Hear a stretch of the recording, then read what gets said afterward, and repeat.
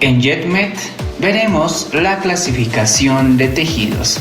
Vamos a ver uno de los temas más importantes de la histología, definiendo el concepto de tejidos. Entonces, muchachada, vamos a recordar primeramente lo que hemos estado viendo. ¿Qué es la célula? Es decir, la unidad fundamental del ser vivo. Pero ahora bien, las células se van a empezar a agrupar y van a conformar lo que es un cúmulo de células, con características similares o con una función similar. A este orden le vamos a llamar tejido. Apréndetelo muy bien esta definición que ya te la acabo de dar. Ahora bien, este tejido se va a empezar a juntar con otro tipo de tejidos, los cuales ahorita vamos a comentar y van a conformar una estructura mayor llamada como órgano. Este órgano se va a juntar con otros órganos que tienen funciones similares y van a formar lo que es un aparato, ¿no? Por ejemplo, yo aquí te puse lo que es el aparato gastrointestinal. Resumiendo, tenemos lo que es una célula del estómago, ejemplo, células parietales, que se van a juntar con células similares para formar lo que es un tejido, después lo que es un órgano, el estómago en este caso, y al final lo que es un aparato, el aparato gastrointestinal. Ahora bien, tú dirás, hay distintos tipos de células, por lo tanto va a haber mucha cantidad de tejidos o tejidos distintos. Sin embargo, hay 4 tejidos fundamentales en el organismo y eso es lo que quiero que te aprendas en esta ocasión. 4 tejidos. ¿Cuáles van a ser esos tejidos? Tenemos lo que es el tejido epitelial, tejido conectivo, tejido muscular y lo que es el tejido nervioso. Vamos a hablar primeramente de lo que es el tejido epitelial. Como definición, apréndetelo muy bien. El tejido epitelial se caracteriza por tener células que van a estar muy juntas, que están muy agrupadas, que no se separan tanto, que tienen una luz o que están recubriendo una superficie externa. Vamos a dar un ejemplo, en este caso la piel. La piel es un órgano superficial, es un órgano que está recubriendo todo el cuerpo. Sin embargo, la piel en la región más externa o en el estrato más superficial va a contener o va a tener lo que es un epitelio. El epitelio que va a estar recubriendo todo el órgano, es decir, va a haber células muy juntas que van a estar muy agrupadas, entre ellas formando lo que es un tejido y que van a estar recubriendo una superficie externa. Esa va a ser lo que es la definición de epitelio. Vamos a ver las características del tejido epitelial. Número 1, se caracteriza porque tapiza superficies del cuerpo, como lo acabamos de mencionar. Siguiente, también se encarga de revestir cavidades, por ejemplo, las cavidades del sistema cardiovascular. Es decir, todos los vasos sanguíneos están recubiertos por un epitelio. ¿Por qué? Porque dentro de los vasos sanguíneos existe una luz, existe una cavidad muy pequeña o que puede ser incluso grande. Esta cavidad, ese tubo, tiene que estar recubierto por un tipo de epitelio. Apréndetelo bien de una vez. El epitelio que recubre los vasos sanguíneos es un epitelio, el cual nosotros le llamamos endotelio. Siguiente, también va a recubrir otro tipo de cavidades, por ejemplo, la cavidad pleural, que recubre los pulmones, la cavidad pericárdica y el peritoneo. Y nosotros a este tipo de epitelio le vamos a llamar como mesotelio, ¿ok? Entonces, apréndete los nombres. Es sencillo: endotelio para vasos sanguíneos, mesotelio para este tipo de cavidades y epitelio en general, ¿ok? Al epitelio le vamos a llamar en estas dos ocasiones de esta manera.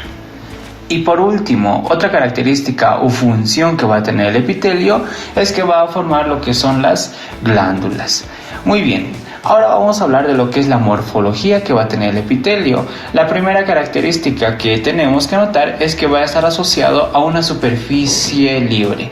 Como lo hemos estado comentando, va a estar asociado a una luz, al exterior de un organismo. O por ejemplo, si estuviéramos hablando del estómago, va a estar asociado a la luz del estómago. Si estuviéramos hablando del intestino, va a estar asociado a la luz del intestino, recubriendo a todo el interior de este órgano. ¿Ok?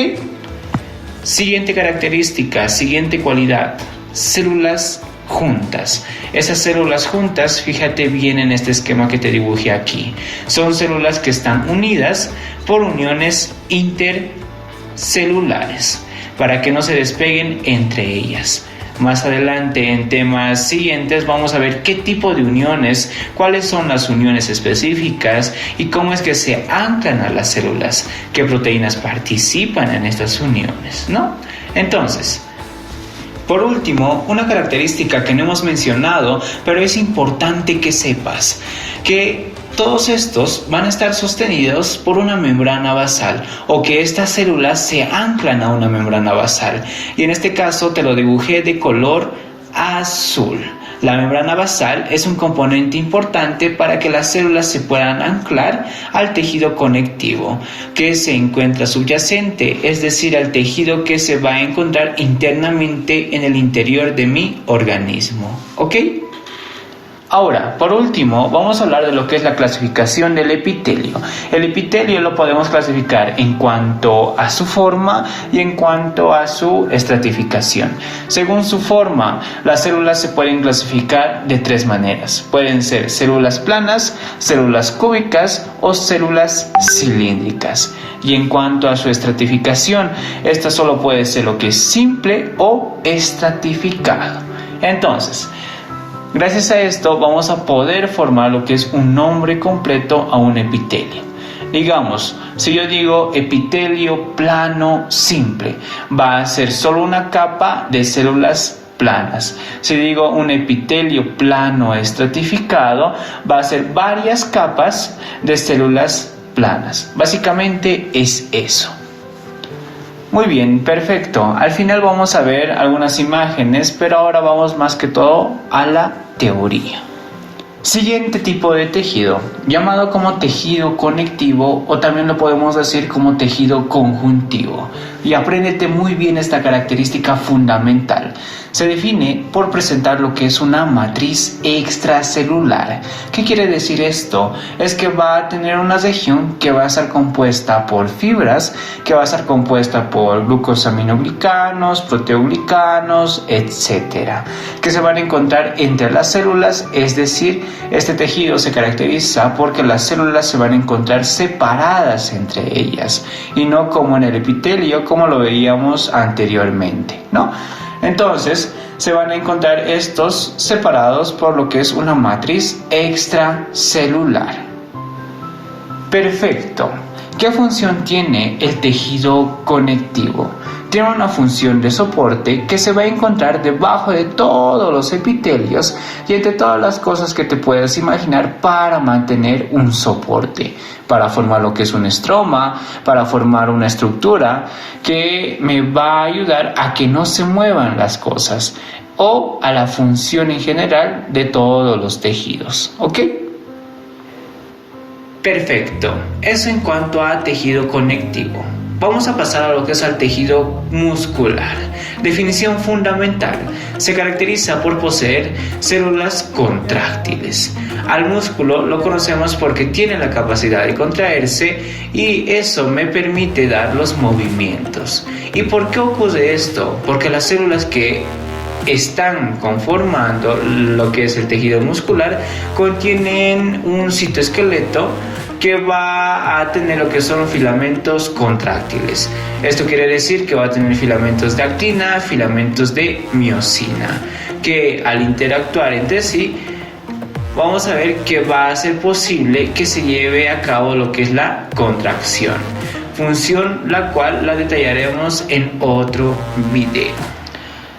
Por último, El tejido nervioso, el último de los tejidos, pero no menos importante. El tejido nervioso se caracteriza porque las células que lo componen tienen la capacidad de producir impulsos eléctricos entre ellas para poder comunicar un mensaje. Puede ser un mensaje entre neurona y neurona, o puede ser un mensaje directamente a, por ejemplo, un músculo. Una neurona que se comunica con el músculo y le da el mensaje para que ejerza una función. Ahora vamos a dar un ejemplo en un pequeño esquema de cómo estos 4 tejidos se pueden comunicar, o más bien se agrupan entre ellos. Vamos a ver en el estómago, el cual hemos estado hablando mucho.